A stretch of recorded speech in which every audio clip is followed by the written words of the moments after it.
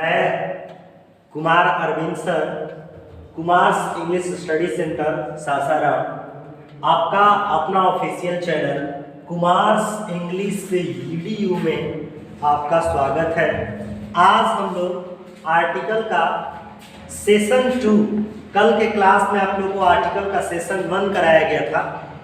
आप अगर उस वीडियो को नहीं देखे हैं तो पहले आप जा करके आर्टिकल के सेशन 1 जो कल के क्लास में आपको कराया जाएगा वहाँ पे देख सकते हैं। आज हम लोग का आर्टिकल का सेशन 2 है।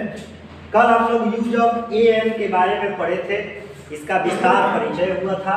आज हम लोग ए एन के रूल नंबर 2 से हम लोग पढ़ेंगे और यहाँ पे हम लोग देखेंगे कि ए एन का जो यूज है, सबसे पहले आपको ध्यान रखना है कि सिंगुलर कॉमन नाउन में जनरली यूज करना ए एन का, और उस ए एन जो हमारे पास सिंगुलर कॉमन नाउन में करना, उसमें हम लोग 2 चीज पढ़े थे, एक वॉवेल साउंड और दूसरा कॉन्सोनेंट साउंड। तो वॉवेल साउंड में हमारा एन का प्रयोग हुआ था और कॉन्सोनेंट साउंड में ए का प्रयोग हुआ था। आज हम लोग रूल नंबर 2 करेंगे। देखिए रूल नंबर 2 क्या बोल रहा है कि अगर हमारे पास किसी सेंटेंस में हाफ, मेनी, सच, रेदर, क्वाइट और ए/एन का प्रयोग आपको तब करना है जब इसके बाद आपको सिंगुलर काउंटेबल नाउन का प्रयोग होगा। देखिए हम लोग कल के क्लास में ही देखे थे कि एन का प्रयोग तभी करेंगे जब हमारे पास सिंगुलर काउंटेबल नाउन हो, और सिंगुलर काउंटेबल नाउन में जनरली कॉमन नाउन होना चाहिए। अब यहाँ पे बोल रहा है कि जैसे मान लीजिए अगर मेनी के बाद अगर यहाँ पे पीसीएन यूज हो जाए, पीसीएन का मतलब प्लूरल काउंटेबल नाउन, ये हमारा प्लूरल काउंटेबल नाउन, ये हमारा पीसीएन का मतलब है। अब कह रहा है कि अगर आपको पीसीएन आ जाए मेनी के बाद, जैसे मेनी मेन हो गया, तो वहां पे जब ये पीसीएन हो जाएगा, जब मेनी मेन होगा, तो फिर आपको यहाँ आर्टिकल देने की कोई जरूरत नहीं। लेकिन कह रहा है अगर मेनी, हाफ, सच, रेदर और क्वाइट के बाद अगर ए एन का प्रयोग आपको तब करना है जब सिंगुलर काउंटेबल नाउन हो। यानी सिंपल कह सकते हैं कि हाफ, मेनी, सच, रेदर, क्वाइट के बाद ए एन का प्रयोग हम लोग तब करेंगे जब हमारे पास सिंगुलर काउंटेबल नाउन हो।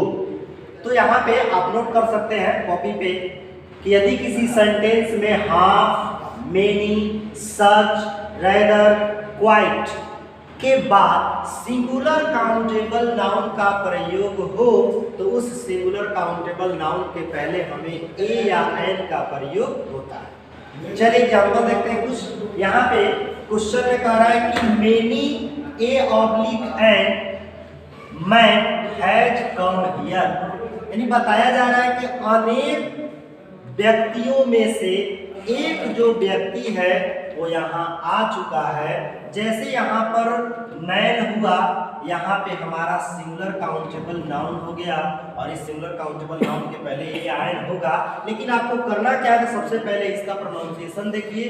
तो मैन का प्रोनाउंसिएशन हमारा कैसा है, ये हमारा कॉन्सोनेंट साउंड है, और कॉन्सोनेंट साउंड के लिए हम लोग यूज करेंगे ए का। तो पहला आंसर हो जाएगा हम लोग का ए। अब देखिए question number 2, you have such dash chance, यहाँ पे जो चांस है वो हमारा सिंगुलर काउंटेबल नाउन आ गया।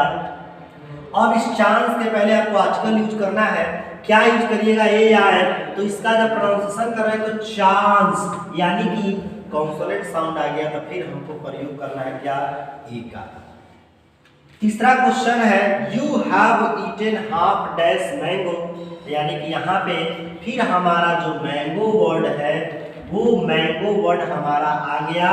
तो मैंगो के यहाँ पे फिर सिंगुलर काउंटेबल नाउन आ गया, और सिंगुलर काउंटेबल नाउन में ए एन का प्रयोग होगा।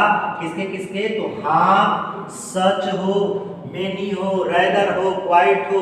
तो ऐसे कंडीशन में इसके बाद हमें सिंगुलर काउंटेबल नाउन का प्रयोग हो तो ए एन लगाना है। तो मैंगो भी हमारा कॉन्सोनेंट साउंड है, तो हमको आंसर करना है ए। नेक्स्ट रूल में हम लोग देखते हैं कि और आगे क्या है।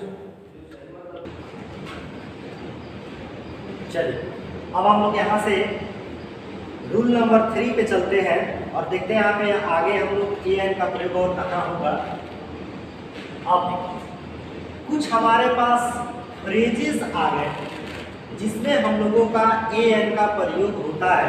देखिए ये फ्रेज साधारण फ्रेज है, एक ऐसा फेमस फ्रेजेस है, फैमिलियर फ्रेजेस है जो हमें एक ट्रिक के माध्यम से आप इसे याद कर सकते हैं। यहाँ देखिए सिंगुलर कलेक्टिव नाउन, यानी कि ये जो आपका ट्रिक है वो सिंगुलर कलेक्टिव नाउन, और इस सिंगुलर कलेक्टिव नाउन के पहले ए एन का प्रयोग होगा कब? जब सिंगुलर कलेक्टिव नाउन के बाद ऑफ हो, और ऑफ के बाद आपका पीसीएन का मतलब प्लूरल काउंटेबल नाउन, यानी पीसीएन का मतलब प्लूरल काउंटेबल नाउन।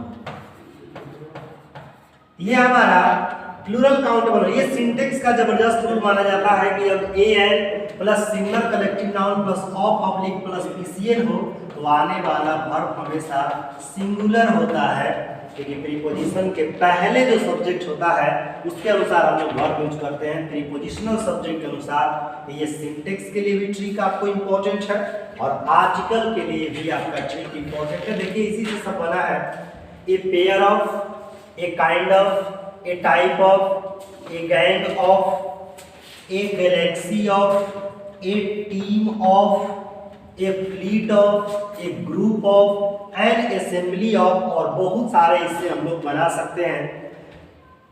ऐसे कंडीशन में मान लीजिए अगर हमको और भी बहुत सारे क्वेश्चंस यहाँ से ऐसे इसी तरीके से बनाने के लिए आप इस ट्रिक को फॉलो करेंगे। A an plus singular collective noun plus of plus PCN plus SV, यानी यहाँ पे ये तो हमारा सिंटेक्स का कंसेप्ट हो गया कि हमेशा हम लोग को सिंगुलर वर्ब लाना है, लेकिन इस आइडियम से रिलेटेड जो क्वेश्चंस है वो इस तरीका के होंगे कि यहाँ पे आपको भरने के लिए दिया जाएगा फिलर, और आर्टिकल आपको इसके प्रोनाउंसिएशन के हिसाब से भरना है। पेयर यहाँ पर कॉन्सोनेंट साउंड हो गया तो ये लगा दिए, काइंड यहाँ भी कॉन्सोनेंट साउंड तो ये लगा दिए, टाइप कॉन्सोनेंट साउंड ये लगा दिए, गैंग कॉन्सोनेंट साउंड ये लगा दिए। यानी जहां जहां हमारे पास साउंड के प्रयोग जैसा होगा, अगर वोवेल साउंड होगा तो एल लगाने से, यहाँ देखिए असेंबली, तो जो अ आ गया ये हमारा वोवेल साउंड है, और वोवेल साउंड के लिए हम लोग प्रयोग कर दिए क्या, तो जहां जहां कॉन्सोनेंट साउंड आएगा वहां वहां आपको ए लगाना है, जहां जहां वोवेल साउंड आएगा वहां वहां आपको एल लगाना है। यही हम लोग का ए एन का कुछ मोस्ट इंपॉर्टेंट यूजेज रहा। ए एन बहुत ही शॉर्ट कट में इसको हम लोग टॉपिक में क्लियर कर सकते हैं, बस आपको ट्रिक रखना है कि ए एन का जो प्रयोग है वो सिर्फ आपको सिंगुलर कॉमन नाउन में करना है। अगर आपको नाउन का सिर्फ जानकारी है तो आप सिंगुलर कॉमन नाउन पहचानिए, और सिंगुलर कॉमन नाउन के पहले प्रोनाउंसिएशन के हिसाब से ए एन लगा दीजिए। प्रोनाउंसिएशन पीछे के वीडियो में आपको बताया गया है कि अगर हमारे पास कॉन्सोनेंट साउंड है ए लगाना है, वोवेल साउंड होगा तो एन लगाना है। आइए इसके बाद हम लोग डिफिनिट आर्टिकल में चलते हैं। डिफिनिट आर्टिकल द, जैसे कल के हम लोग क्लास में आर्टिकल को डिस्ट्रीब्यूट किए थे। आर्टिकल दो पार्ट होते हैं, एक डिफिनिट और एक इनडेफिनिट। ये अभी हम लोग इनडेफिनिट ए एन के बारे में पढ़ रहे थे। अब हम लोग नेक्स्ट आगे देखते हैं इसमें डिफिनिट वीडियो, डिफिनिट आर्टिकल क्या होगा। देखिए अब यह हमारा डिफिनिट आर्टिकल है, और डिफिनिट आर्टिकल कहा किसको जाता है, तो द, यानी द को हम लोग डिफिनिट आर्टिकल के नाम से जानते हैं। इसका काम किसी नाउन को डिफिनिट बनाने के लिए होता है। यानी अगर जहां भी उस नाउन को हम लोग पार्टिकुलर यानी खास बनाने के लिए द का प्रयोग करते हैं। तो जनरली देखिए इसका एक ट्रिक आपको हो गया कि अगर मान लीजिए कि ये पूरा वर्ल्ड है, अब इसमें बहुत सारा ट्रेन का नाम, बहुत सारा नदी का नाम, महासागर का नाम, समुद्र का नाम, नहरों का नाम, पर्वतों का नाम, बहुत सारा इसमें आपका नाम अवेलेबल। अगर इसमें से आप किसी एक नाम को इंडिकेट कराते हैं तो फिर उसके पहले आपको आर्टिकल द लगाना पड़ेगा। और ये बहुत बचपन से हम लोग रट्टा मारते हैं कि हिमालय, जितनी हमारे पास पर्वत का नाम है, जितने हमारे पास सागर, महासागर, नहर, नदी, वो सब के लिए हम लोग प्रयोग करते हैं द का। अब यहाँ पे हम इन लोग का एक एक करके ट्रिक हम लोग पढ़ेंगे और एक एक करके रूल वाइज सारा देखेंगे कहाँ कहाँ हम लोग का द का प्रयोग होता है। तो डिफिनिट आर्टिकल होता क्या है? डिफिनिट आर्टिकल द, इसका प्रयोग कहाँ? तो डिफिनिट आर्टिकल का प्रयोग होगा नाउन को डिफिनिट बनाने के लिए, पार्टिकुलर बनाने के लिए। सपोज कीजिए कि एग्जांपल देखते हैं, अगर मान लीजिए कि हम गोल्ड की बात करते हैं और अगर गोल्ड की बात हम लोग जनरली करनी है, जैसे एग्जांपल बोल दिए gold is a precious metal, तो जो हमारा एग्जांपल अगर मान लीजिए दे दिया गया गोल्ड के पहले बोला कि आप बताइए क्या हो, अगर ये सामान्य गोल्ड के बारे में हम लोग बात करेंगे तो फिर हमको इसमें कोई आर्टिकल देने की जरूरत नहीं है, क्योंकि ये इनका तो बारे में सोच नहीं सकते क्योंकि मेटेरियल है। अब यहाँ पे अगर gold is a precious metal मैंने लिखा तो ये सारे गोल्ड की बात की जा रही है, लेकिन अगर यहाँ पे गोल्ड को हम पार्टिकुलर बनाएंगे और लिखेंगे गोल्ड ऑफ नेपाल, तो ऐसे कंडीशन में हमारे पास पूरे कंट्री में सिर्फ एक खास किसी कंट्री के सोने की बात की जा रही है और वो है नेपाल, और यहाँ पे गोल्ड पार्टिकुलर हो गया, फिर आपको उसके पहले लगाना पड़ेगा द। तो चलिए यहाँ पे रूल नंबर 1 में हम लोग चलते हैं। डिफिनिट आर्टिकल समझ में आ गया होगा आपको। डिफिनिट आर्टिकल का मेन काम है किसी भी नाउन को डिफिनिट बनाना, निश्चित बनाना, और इसीलिए हम लोग इसका नाम डिफिनिट आर्टिकल रखे हैं। देखिए रूल नंबर 1 में हम लोग देखते हैं कि डिफिनिट आर्टिकल जो है कैसे यूज होता है। अब देखिए यहाँ पे सबसे पहले कह रहा है कि नेम ऑफ रिलीजियस बुक, जितने हमारे पास धार्मिक ग्रंथों के जो नाम है उन सारे धार्मिक ग्रंथों के नाम के पहले जनरली यूज करते हैं हम लोग आर्टिकल द। अब यहाँ पे जितने भी हमारे पास धार्मिक ग्रंथ है सबके पहले द लगाएंगे। देखिए इसका प्रयोग 3 तरीका से होता है, कैसे जरा आप लोग देखते हैं। अगर नेम ऑफ रिलीजियस बुक आ जाए तो फिर उसके पहले डेफिनेट आर्टिकल द का प्रयोग निश्चित करेंगे। अब यहाँ पर दूसरा कंडीशन हमारा आता है कि अगर हमारे पास इस नेम ऑफ रिलीजियस बुक के साथ किसी राइटर का नाम आ जाए, यानी ऑथर का नाम आ जाए जो रिलीजियस बुक को लिखा है, तो फिर आपको सबसे पहले ऑथर नाम लिखना पड़ेगा। ऑथर नाम के बाद अब कह रहा है कि अगर नेम ऑफ रिलीजियस बुक आया है तो हम इसके पहले आर्टिकल का प्रयोग करेंगे कि नहीं करेंगे। देखिए अगर ये ऑथर नाम आ गया तो जाहिर सी बात है कि किसी पर्सन के लिए आ गया। जब किसी पर्सन का नाम यहाँ आ गया तो ये हमारा ऑलरेडी रिलीजियस बुक जो है पार्टिकुलर हो गया, खास हो गया, और फिर आपको अलग से इसमें कोई आर्टिकल लगाने की जरूरत।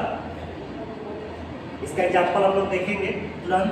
तो ऑथर ने जैसे मान लीजिए हम बोलते वाल्मीकि रामायण, तो वाल्मीकि जी यहाँ पे ऑथर हो गए, रामायण लिखने वाले, और रामायण यहाँ पर नेम ऑफ रिलीजियस बुक हो गया, तो फिर बीच में आर्टिकल की कोई आवश्यकता ही नहीं।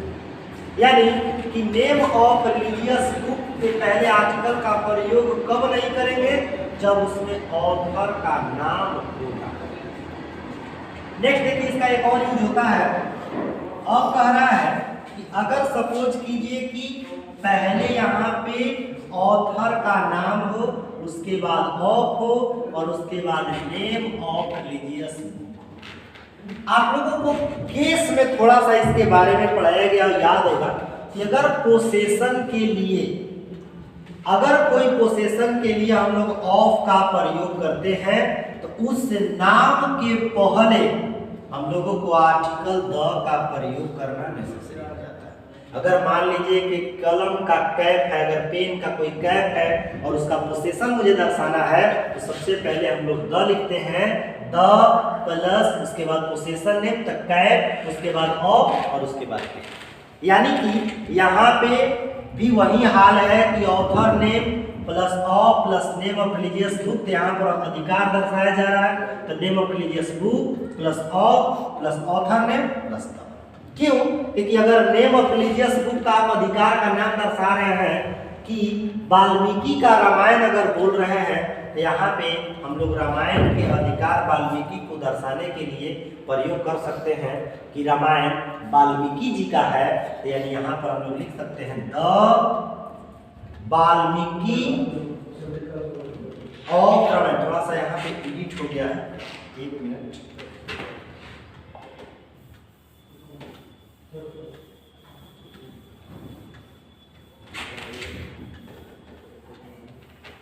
अब यहाँ पे द प्लस उसके बाद आपको हो जाएगा नेम ऑफ रिलीजियस बुक।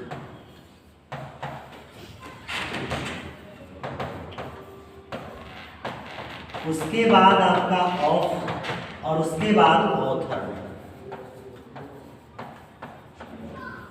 अब यहां पर हम लोग लिख सकते हैं द रामायण ऑफ वाल्मीकि। तो ऐसे कंडीशन में अब यहाँ पे हम लोग पोसेशन दर्शा रहे हैं रिलीजियस बुक का, तब उस कंडीशन में आपको रिलीजियस बुक के नाम के पहले आपको आर्टिकल का प्रयोग करना है और कर सकते हैं। इस रूल में आप लोगों को रिलीजियस बुक्स के पहले 3 तरह के आर्टिकल यूज करना है, कहीं द तो कहीं नो आर्टिकल, और एक कंडीशन सारे नेम ऑफ रिलीजियस बुक का प्रयोग अगर सामान्य होगा हमेशा द लगेगा। अगर नेम ऑफ रिलीजियस बुक का प्रयोग ऑथर के नाम के साथ हो तो आर्टिकल का प्रयोग नहीं होगा। अगर ऑथर का नाम किसी पोसेशन के जरिए ऑफ के तरह दर्शाया जाए, यानी इस रिलीजियस बुक का अधिकार दर्शाया जाए ऑथर पे, तो फिर आपको उस रिलीजियस बुक के नाम के पहले आर्टिकल का प्रयोग होगा। यहाँ मेन पॉइंट देखना है सेकंड नंबर कि अगर ऑथर नाम पहले आए, यानी कि ऑथर नाम का मतलब हो गया कि लिविंग नाउन, और लिविंग नाउन के पोसेशन के लिए एपोस्ट्रोफी एस का प्रयोग करते हैं, तो फिर आपको यहाँ कोई आर्टिकल देने की आवश्यकता नहीं। कुछ एग्जाम्पल देखिए इस टॉपिक से।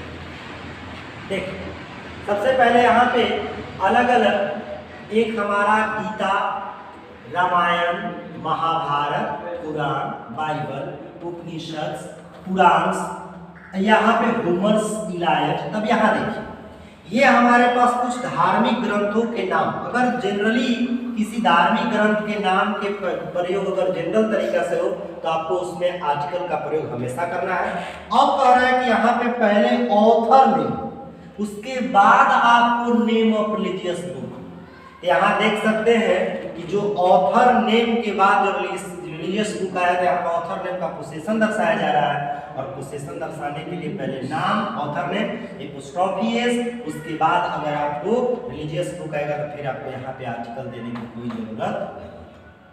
यहाँ पे देखिए अब यहाँ पर वाल्मीकि द रामायण लिखा हुआ है, देख रहे हैं यहाँ पे नेम ऑफ ऑथर, यानी ऑथर का नाम आ गया, उसके बाद नेम ऑफ रिलीजियस बुक आ गया, और इसके पहले आर्टिकल लगा दिया। यहाँ पे आर्टिकल ये बिल्कुल गलत होगा, इसलिए ये हमारा सेंटेंस जो है गलत हो जाएगा। अब यहाँ देखिए दूसरा नंबर में क्या कह रहा है, द वाल्मीकि रामायण। अब देखिए यहाँ पे अगर पोसेशन के लिए ऑलरेडी ऑथर का नाम आ चुका है तो फिर हमारा ऑथर के नाम के साथ आपको नेम ऑफ रिलीजियस बुक आए तो आर्टिकल लिखने की कोई आवश्यकता नहीं, यानी कि ये भी हमारा ऐसे भी प्रयोग करना बिल्कुल गलत है। लेकिन हम लोग तीसरे स्ट्रक्चर में देखें क्या कि द का प्रयोग कर सकते हैं कब, जब नेम ऑफ रिलीजियस बुक हो, उसके बाद ऑफ हो, और उसके बाद हमारा राइटर का नाम हो यानी ऑथर का नाम, तब वहां पे हम लोग इसके पहले द का प्रयोग कर सकते हैं। अब यहाँ पे द रामायण ऑफ वाल्मीकि हम लोग यूज कर सकते हैं। नेक्स्ट है द वाल्मीकि रामायण। देखिए फिर जो क्वेश्चन नंबर यहाँ पे ऊपर देख रहे हैं ना, यहाँ पर भी वही क्वेश्चन आ गया। इस तरह से भी हम नहीं लिख सकते क्योंकि यहाँ पे आप उसका यूज नहीं कर सकते।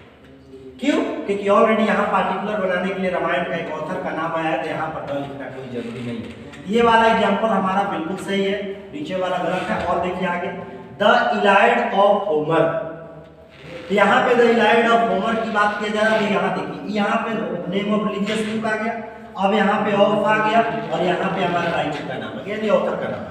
तो ऐसे कंडीशन में हमारे पास अगर इस कंडीशन में ऑफ वाले कंडीशन में आएगा तो फिर हम लोगों को इस इलाइड यानी इस नेम ऑफ रिलीजियस बुक के पहले आर्टिकल का प्रयोग करना होगा। ये भी हमारा बिल्कुल सही है। अब यहाँ देखिए द रामायण ऑफ तुलसी, यहाँ भी वही प्रोसेस है कि पहले नेम ऑफ रिलीजियस बुक आ गया, फिर ऑफ आ गया, फिर हमारे पास ऑथर का नाम आ गया, तो फिर यहाँ पर भी हमारा आर्टिकल बिल्कुल सही होगा। ये हमारा बिल्कुल क्या है, सही। और भी आगे अंत तक वीडियो को जरूर देखें। आगे हम लोग देखते हैं रूल नंबर 2 में। रूल नंबर 2 देखिए यूज ऑफ द का नेम ऑफ डायरेक्शंस, जितने हमारे पास डायरेक्शंस के जो नाम होंगे उन सारे डायरेक्शंस के नाम के पहले आपको आर्टिकल द का प्रयोग करना है। अब कह रहा है कि अगर सपोज कीजिए कि डायरेक्शन के नाम के साथ प्लेस का नाम आ जाए, जैसे मुझे बोलना होगा कि मैं वेस्ट बंगाल जा रहा हूं, I am going to dot dot West Bengal, तो आप वेस्ट बंगाल के पहले क्या आर्टिकल लगाएंगे, क्योंकि वहां पे डायरेक्शन का नाम तो आया है लेकिन डायरेक्शन के नाम के साथ एक प्लेस का नाम आ गया है, और कह रहा है कि अगर हमारे पास डायरेक्शन के नाम के साथ प्लेस का नाम अगर जुड़ जाए तो फिर उसके पहले कोई आर्टिकल लगाने की जरूरत नहीं। अब देखिए कुछ डायरेक्शन के नाम के लिए आपको एग्जांपल्स यहाँ पे ऊपर में दिया गया है नॉर्थ, यहाँ पे the north, the north east, the east, the south east, the south west, the west, the north west. ये हमारे पास 8 हो गए और 2 यहाँ पे, एक हो गया अपवर्ड और एक हो गया डाउन, एक हो जाएगा अपवर्ड और एक हो जाएगा डाउनवर्ड। तो ये हमारे पास 10 डायरेक्शंस के नाम है और 200 डायरेक्शन के नाम के पहले हमको आर्टिकल का प्रयोग करना है। अगर डायरेक्शन के नाम के साथ प्लेस का नाम आ जाए, जैसे यहाँ देखिए साउथ कोरिया, तो साउथ कोरिया जो वर्ड यहाँ यूज किया गया है यहाँ पे डायरेक्शन का नाम है, लेकिन कोरिया एक देश का नाम हो गया, प्लेस का नाम हो गया, तो फिर आपको यहाँ आर्टिकल देने की कोई जरूरत नहीं। वेस्ट बंगाल, वेस्ट हमारा क्या हो गया, अब यहाँ पे फिर यहाँ पे डायरेक्शन का नाम है लेकिन जो बंगाल है वो एक प्लेस का नाम है, यहाँ भी कोई आर्टिकल नहीं देना है। अब साउथ अफ्रीका, यहाँ भी आपको कोई आर्टिकल नहीं देना है, क्योंकि साउथ हमारा जो यहाँ पे दिया गया है वो तो हम लोगों का है और यहाँ पे डायरेक्शंस नाम है, लेकिन अफ्रीका एक देश का नाम आ गया, प्लेस का नाम आ गया तो नहीं होगा। अगर क्वेश्चन में आपसे पूछ दे he is going to North America में आर्टिकल क्या होगा, आपको ऑप्शन दे दिया गया, option number A, option number B an, option number C the और ऑप्शन नंबर डी में नो आर्टिकल। जल्दी से रिप्लाई दीजिए क्या होगा। यहाँ पे हम लोग देख सकते हैं कि जो नॉर्थ एक डायरेक्शन का नाम तो है, लेकिन इसके साथ एक अमेरिका एक देश के नाम जुड़ा है, एक प्लेस को इंडिकेट कर रहा है, तो फिर आपको इसमें कोई आर्टिकल यूज करने की जरूरत नहीं। लेकिन अगर वही कहा जाए the sun sets in west, जल्दी से बताइए इसमें क्या करिएगा। ऑप्शन है ए नंबर में ए, बी में एन और सी में द और डी में नो आर्टिकल। यानी कि आपको ए में ए भरना है, बी में एन भरना है, सी में द हो गया और डी में नो आर्टिकल हो गया। अब यहां देखिए, यहां पे बोला जा रहा है कि वेस्ट, अब इस डायरेक्शन के नाम के साथ क्या प्लेस का नाम जुड़ा है क्या, नहीं। तो ऐसे कंडीशन में अब यहाँ पे हम लोग जितने डायरेक्शंस के नेम आएंगे उन सभी डायरेक्शंस के नेम में हम लोग को आर्टिकल द यूज करना है। तो यहाँ पे हमारा आंसर हो जाएगा द, ये ऑप्शन नंबर सी। फिर अगर क्वेश्चन कोई किया जाए कि the sun rises in the, तो फिर वहां पे अगर दे दिया जाए ईस्ट, तो आपको बताना है उस ईस्ट के पहले क्या होगा। तो फिर देख सकते हैं वहां ईस्ट में कुछ नहीं आया है। उस कंडीशन में आप लोग को जहां जहां डायरेक्शंस के लिए आएगा उन सारे डायरेक्शंस के नाम के लिए हम लोग को प्रयोग करना है आर्टिकल द का।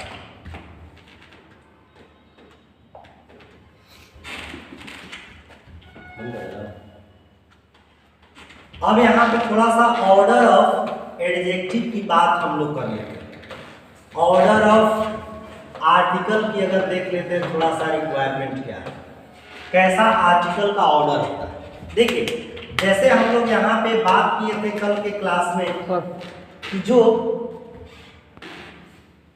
तो यहाँ पे ऑर्डर ऑफ आर्टिकल की बात करें। देखिए सबसे पहले आर्टिकल का जो ऑर्डर है, अगर नाउन हमारे पास है तो आर्टिकल का प्रयोग जस्ट आपको नाउन के पहले करना है। यानी कि आर्टिकल हमेशा नाउन के लिए होता है, तो जहां जहां नाउन रहेगा वहां वहां आर्टिकल आएगा। अगर मान लीजिए कि अब इस बार नाउन हो और नाउन को क्वालिफाई करने के लिए एडजेक्टिव आता है। अब यहाँ पे आर्टिकल का जो प्लेस होता है वो नाउन के पहले न होकर के, क्योंकि नाउन के जस्ट जगह पे आ गया एडजेक्टिव, और एडजेक्टिव वाला आर्टिकल वाला को कहता है चलो पीछे।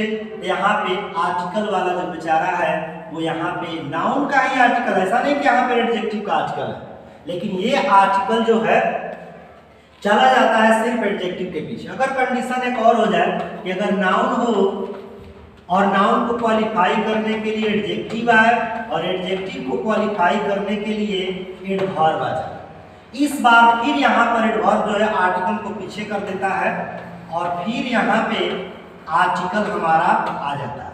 अगर सपोज करिए कि एक ऑर्डर और हो कि अगर नाउन हो और नाउन को क्वालिफाई एडजेक्टिव किया, एडजेक्टिव को क्वालिफाई एडवर्ब किया और एक और एडवर्ब को दूसरा एडवर्ब क्वालिफाई किया, तो फिर यहाँ पे आर्टिकल को ये पीछे आ जाता है। तो यहाँ पर आर्टिकल को बार बार भगा रहा है, मतलब यहाँ पे आर्टिकल को बड़ा सताया जा रहा है।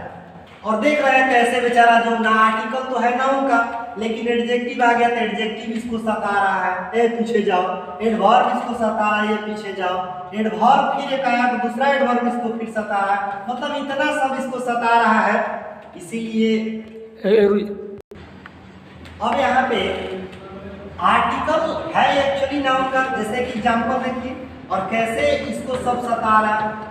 अब यहाँ पर अगर मान लीजिए मैंने लिख दिया this is a very very good boy, या इंपॉर्टेंट क्वेश्चन भी लिख सकते हैं।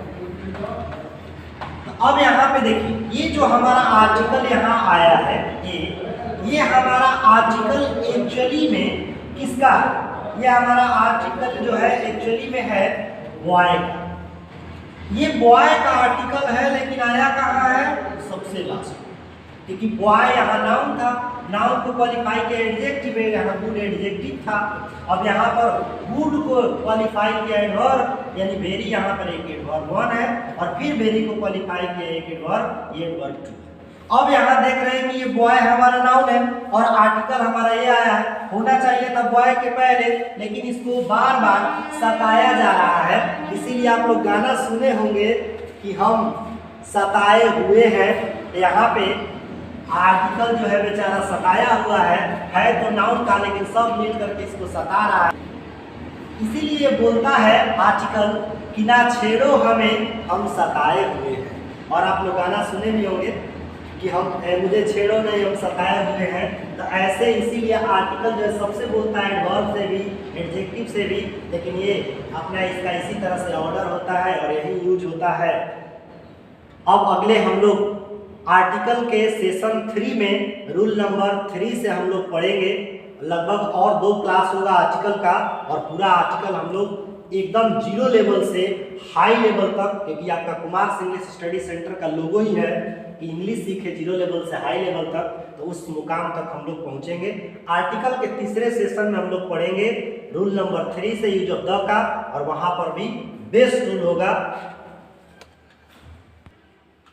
तब तक आप लोग बने रहे और देखते रहे कुमार इंग्लिश का official YouTube channel Kumar English video. अगर चैनल पर आप नए होंगे तो चैनल को सब्सक्राइब करेंगे, और अगर वीडियो आपको अच्छा लगा हो तो लाइक करेंगे और अपने दोस्तों के साथ शेयर करेंगे। Thanks for watching this video.